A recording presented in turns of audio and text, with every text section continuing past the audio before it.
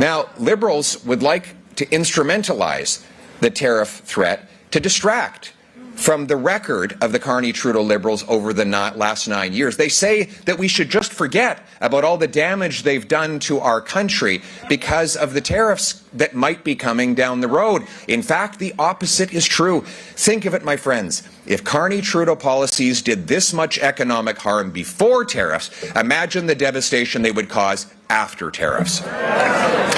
We need a Prime Minister who will put Canada first, our workers, our businesses, our economy, our borders, our military.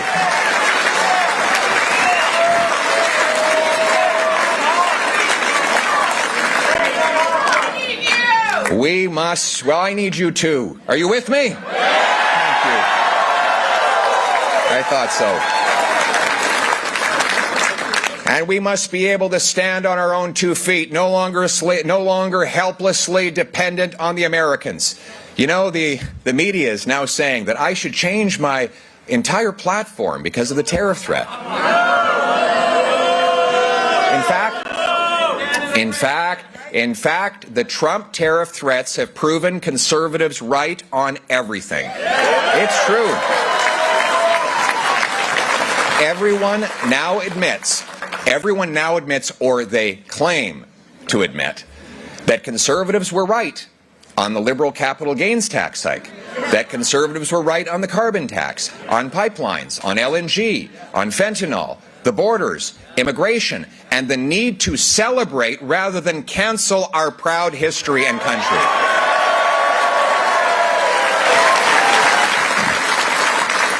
You know, it's funny. First, the Liberals said, Poilievre has no policies. And then they said, okay, he does, but they're really scary. And now they say, they agree with all my policies. You know, imitation is the highest form of flattery, but you cannot believe them. My friends, it is not realistic that we would believe a party 60 days before election suddenly reversing itself on absolutely everything. If you want Conservative policies, you will have to vote Conservative.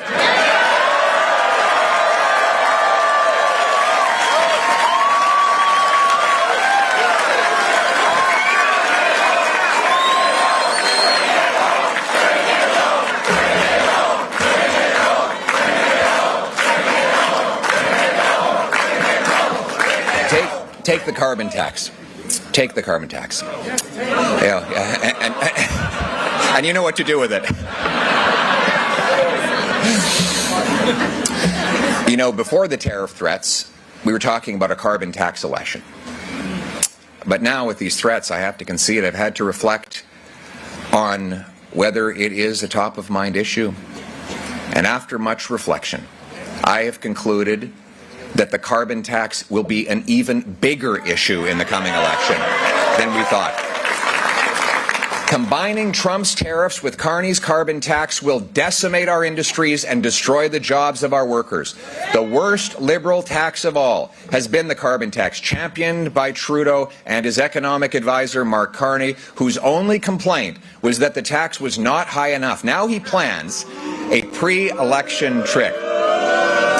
Next month, just days before he calls the election, Mr. Carney will pause the carbon tax, hide it out of sight so that you won't see it for the duration of the election period.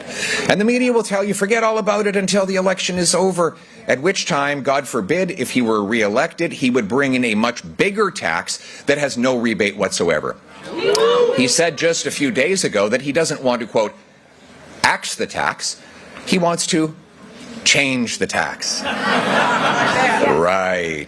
He will take the change right out of your pocket. Mr. Carney's new and bigger carbon tax will help America take every industrial job from Canada. They will be popping the champagne at the Trump Tower when the Carney carbon tax comes in. Our industrial towns will become ghost towns if Carney gets his way.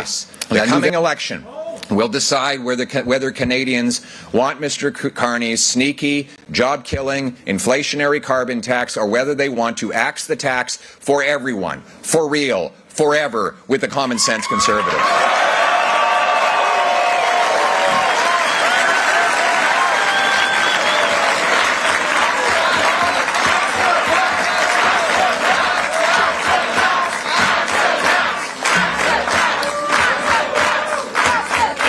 Now, I know Mr. Carney is going to try to plagiarize my policies right before the election, policies he has long opposed. But don't believe a word. In just a few months ago, did you hear about this? Mr. Carney moved his company headquarters to New York, Donald Trump's hometown, shifting jobs and investment into the U.S., just like Trump wanted. He opposed pipelines in Canada while his company bought them in the Middle East. He supported Trudeau's carbon tax in Canada while he profited off of investing in coal in the United States of America. He put his profit before our people. Carney cashed in, Canadians lost out. If he wins, Canada loses. But Canadians will win, and we will do it with a new Bring It Home economic plan. We will bring home our jobs, investment, and companies and break our dependence on the United States. We will unleash a fierce free enterprise economy to bring home control of our economic future from outside forces. We will stand on our own 2 feet, be masters of our own destiny, and be in charge of our own future.